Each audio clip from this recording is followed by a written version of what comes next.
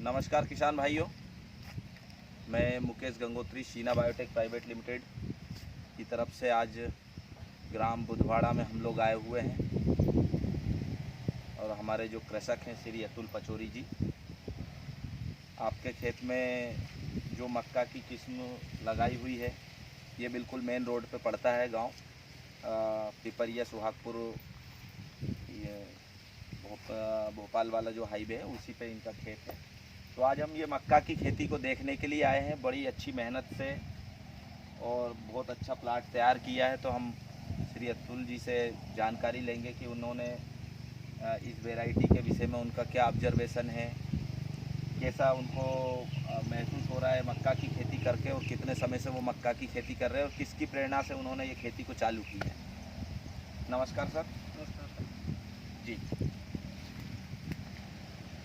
तो अतुल जी, अभी आपने ये जो मक्का लगाई हुई है, जी सर, ये कौन सी वैरायटी लगाई हुई है? ये सीना सीड बीज की है, रॉयल 115। Royal 115 variety. अच्छा, तो अभी आपको कैसे लग रही है भुट्टा? आप उसी मक्का की हाँ, वैरायटी? इसी वैरायटी का है और इसी में से अभी तोड़ा है मैंने। अच्छा। और ये पहले के जितने हैं, हाँ। मतलब इसके जो बीज हैं 115 भी है, मतलब इस साल ही लगाया। और बीज मैंने दूसरी जगह भी लगाया, सब बुरी तरीके से मतलब मार खाए हुए हैं। हाँ। कुछ पानी में आड़ा हो गया, अभी हवा चली थी जी। और उनके भुट्टे के जो दाना रहते हैं इसके बीच में खाली अक्सर बहुत रहे हैं। हाँ। पर ये इस वैरायटी में तो पूरा भरा हुआ है, पूरा दाना भरा हुआ, कोई पूरा गैप नहीं है, पूरा कोई भुट्टा आप गैप देख सकते हैं। अच्छा जी। तो कितने एकड़ में लगाई पचौरी जी अपन? ये 40 एकड़ में है मेरे। 40 एकड़ जी में? हाँ, 40 एकड़ में पूरा रॉयल 115 वैरायटी? पूरा। अच्छा, तो इस वैरायटी के विषय में और क्या जानकारी देना चाहेंगे आप किसान भाइयों को? मैंने और भी वैरायटी देखी, हमारे गांव में करीबन 3-4 वैरायटी और लगी है जी। ज़्यादा वैरायटी नहीं लगाई, 3-4 हाँ। वैरायटी जिसको जैसा समझ में आ जाए। जी। तो उन्होंने और भी वैरायटी लगाई, नाम तो नहीं लेना चाहूँगा हाँ। उनका, मगर वो वैरायटी से ये वैरायटी और भी लोगों ने जिनने लगाई है वो भी ये आकर देख रहे हैं अच्छा कि नहीं, उन्होंने जो वैरायटी लगाई उससे ये लाख गुना अच्छी। बहुत बढ़िया। अच्छा, अभी तो बहुत ज़्यादा बारिश के साथ में हवा बहुत ज़्यादा अरे बहुत चली थी। उसके बाद में भी जी हाँ इस जी। वैरायटी का क्या ओपिनियन है, क्या कंडीशन में खड़ा है पौधा आज? अरे आज ये है, इसका है ना, एक तो ये भुट्टा ये पेड़ है, हाँ। इसका बहुत मोटा होता था ना अच्छा बाकी वैरायटियों से, जी। तो ये आड़ा नहीं होता।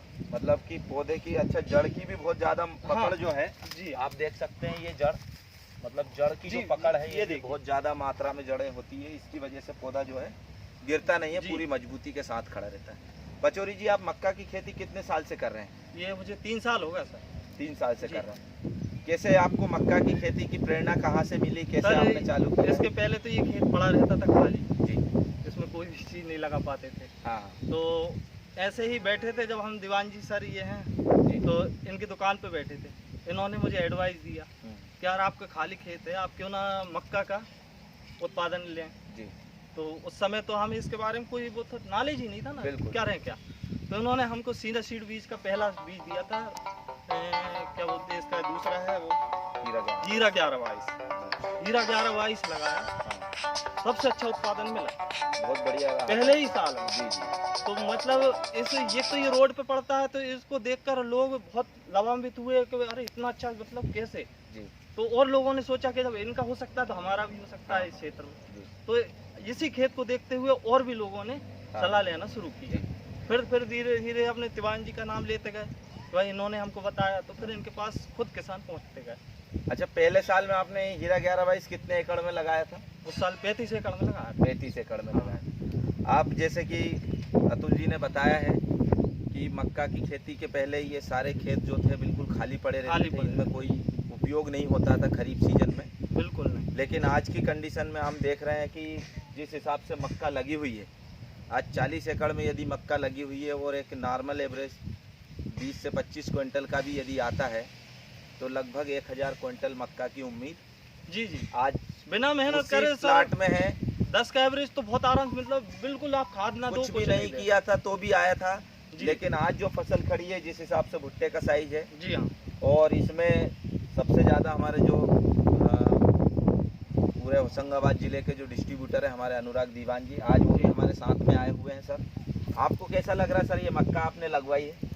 सर, मुझे बड़ा अच्छा प्राउड महसूस हो रहा है वैरायटी के ऊपर, जी। और हमारे पचौरी जी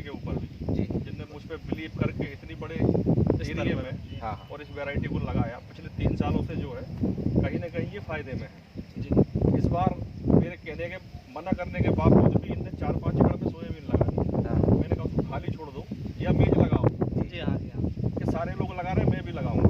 सब इसके साइड में ही वो खेत है, हाँ ना तो उसमें फली है ना फूल है, कुछ भी नहीं। जो इन्वेस्ट किया वो ही गया, वापस नहीं आएगा।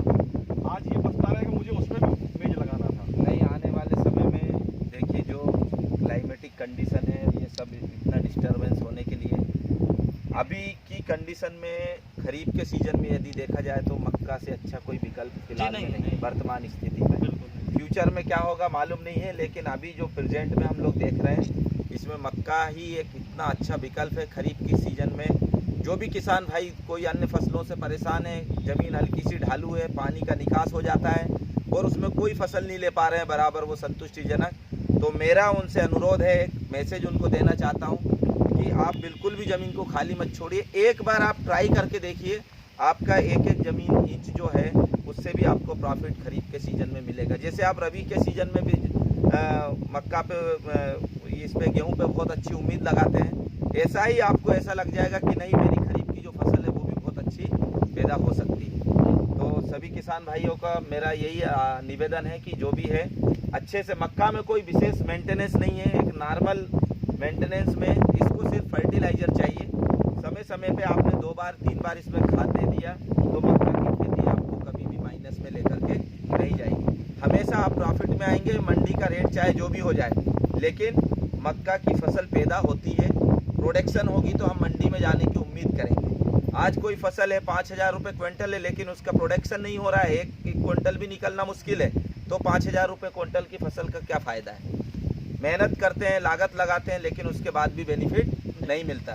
इसलिए मैं तो सभी किसान भाइयों से मैसेज ये देना चाहता हूँ कि आप अधिक से अधिक मक्का की खेती करें। और ये रॉयल 115 वेराइटी लगी हुई है सीना सीड की, 40 एकड़ में पचौरी जी ने लगाई हुई है। आप देख सकते हैं पूरे खेत को, इधर भुट्टे भी आप देख सकते हैं। ये भुट्टों का जो सेटअप है बहुत बढ़िया हुआ है, सभी में आप देख सकते हैं सबकी लंबाई बहुत अच्छी लंबाई बहुत अच्छी है। भुट्टा जो है वो पूरा ऊपर तक फिल हुआ है, किसी भी प्रकार का कोई गैप नहीं है। तो पचौरी जी आने वाले समय में मक्का की फिर आप और भी किसानों को क्या जानकारी देना चाहेंगे इस कंपनी की वैरायटी की मक्का सर के लिए? ये बोलूँगा कि अगर आप मक्का लगाना चाह रहे हैं तो सीना सीड बीज का ही लगाएं, दूसरा ना लगाएं। अभी एक और मुसीबत हो रही लोगों किसानों को भी, हाँ क्या उनके ये मक्के के ये पखेरू खा रहे हैं। हाँ। पखेरू में है मिट्ठू तोता, हाँ वो इतनी बेदर्दी से पूरे बीच में घुस घुस के खा रहे हैं और इतना आधा इतना निपटा दिया। जी तो सर मैं ये कहना चाहूँगा हीरा 1122 और ये रॉयल 115 जो सीना सीड बीज का इसका जो मक्का है ये बहुत नीचे लगता है। हाँ हाँ नीचे लगने के कारण तो एक तो ये आड़ा नहीं होता जी, और दूसरा इसको पखेरू देख नहीं पाते पत्तों मतलब के ये बहुत कारण से। नीचे भुट्टा होने के हाँ। कारण से सुरक्षित रहता लोगों ने है। मुझसे पूछा कि हाँ। क्या आप लोगों के खेत में ये इस प्रकार का कोई नुकसान नहीं है? मैंने आप खुद देख सकते हैं इस समय पूरे, अगर देखो कहीं किसी तोते या देखिए मिट्टू ने ये खाया हम हो, एक पौधे के जबकि नीचे झाड़ खड़े लगे हुए हैं, हैं सब कुछ है। और ये बिल्कुल खेत के आउटर साइड के बिल्कुल। मक्के हैं, इनमें कहीं भी किसी भी प्रकार का तोते का कोई नुकसान अभी नहीं आधा है, किलोमीटर किसी की भी दूरी पक्षी ने पर। अभी तक खाया नहीं है। अभी आधा ये- किलोमीटर की दूरी पर है खेत। तो पचौरी जी का ओपिनियन है कि इस वैरायटी को नीचे भुट्टा लगा इसलिए नहीं खाया, पर मैं इनको ये मानता हूँ कि ये बहुत लकी आदमी है कि इनके खेत में उन्होंने नुकसान नहीं किया। धन्यवाद सर।